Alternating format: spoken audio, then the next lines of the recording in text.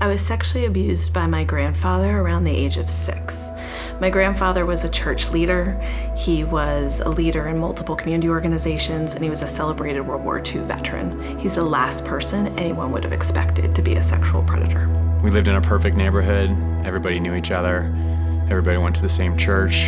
Everybody asked for support and got it in times of need. I ended up being sexually assaulted by a male babysitter who was a neighbor and a trusted neighbor.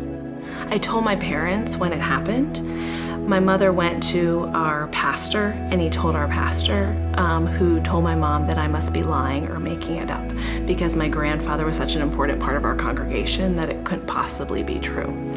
So my parents agreed to talk to my grandparents about it, and they agreed that I'd never be left alone with my grandfather again, and no one ever spoke about it again. I told my parents. They were aware of it when it happened. And then in college, I ended up telling my best friend. We were walking back from a party.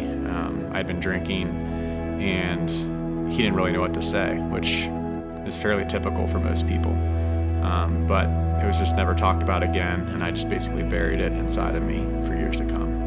My friend Gary spoke about his story on stage at Crossroads about being sexually abused as a child, and he said he was starting a community group for childhood sexual trauma survivors.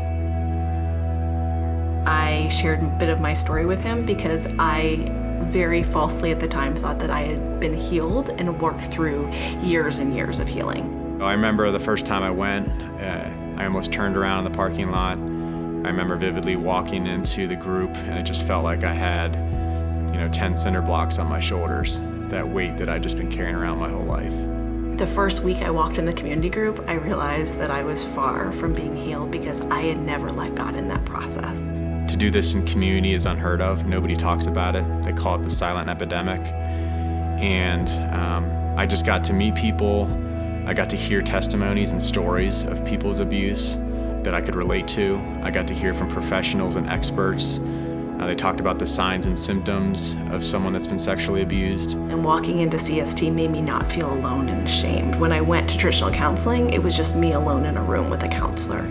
And CST brought a group of people around me who were experiencing the same sort of things. I remember the one professional put a slide up one of the first weeks, and she said, "These are some of the things that you may have experienced if you've gone through something like this." And I could relate to every one of them.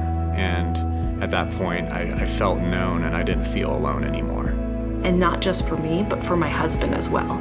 So being the spouse of somebody who's a survivor brings its own complications, and for him to be able to come and not be alone as a spouse of survivor brought us together in our marriage as well. They teach you things about like the mind of the perpetrator and how forgiveness plays a huge role in this.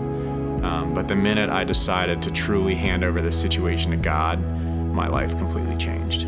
I had a really hard time seeing God as Father. And the minute I walked into that room at Crossroads, I realized God wanted to be part of that story.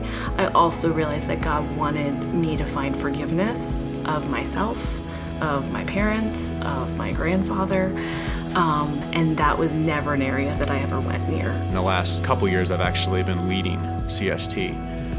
And that's just been a whole different experience for me. I've been able to see people walk in the door just like I did 5 years ago with all that weight on my shoulder, and just see how they become healed and redeemed through God and through dealing with this in community and getting those secrets out into the light. God continues just to take this seed that I saw in CST and blooms it in all areas of my life. I now have a family, a wife, a child of my own, a great job. All these things have just been contributed to me taking that bold step and going to this group and working through it with God, working through in community, working through prayer, and just trusting Him.